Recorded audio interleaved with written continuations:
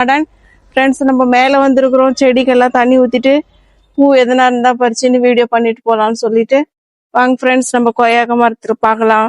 கொய்யாக்கா நல்லா இருக்குது. இது நீட்டு கொய்யாக்கா மாதிரி இருக்குது ஃப்ரெண்ட்ஸ்.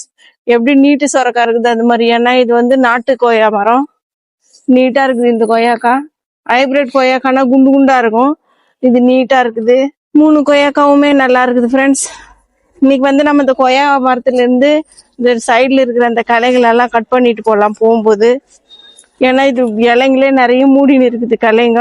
இன்னைக்கு இந்த களைங்களை கட் பண்ணி எடுத்துடணும். அவரக்காய் கொடியில நான் அன்னைக்கு ஒரு 4-5 களையை கட் பண்ணி விட்டேன் ஃப்ரெண்ட்ஸ். அந்த பக்கத்துக்கு இருந்த களைங்களெல்லாம் கட் பண்ணி எடுத்துட்டேன். இது முன்னாடி இருக்கிறது மட்டும்தான். இந்த முருங்கை மரத்துல இருந்து பாருங்க ஃப்ரெண்ட்ஸ், இப்போ அவரை கொடி நல்லா மூடின்னு இருக்குது. அவரை கொடியில பூ வர மாதிரி தெரியுது எனக்கு. முருங்கை மரம் நல்லா இருக்குது. முருங்கை மரத்துல மேல கட் பண்ணி விட்டு நிறைய ஒரு 4-5 பக்கக்கிளே இருக்குது ஃப்ரெண்ட்ஸ். எவ்வளவு அழகா இருக்குதுன்னு சொல்லிட்டு பாருங்க. நேற்று நான் இந்த கத்திரிக்காய் செடியை பூச்சி உக்காந்துட்டு இருந்துச்சுன்னு சொல்லிட்டு நான் ஒரு சேர் எடுத்து அது மேல செடி மண் எடுத்து அது மேல தடவிட்டு போனேன் ஃப்ரெண்ட்ஸ்.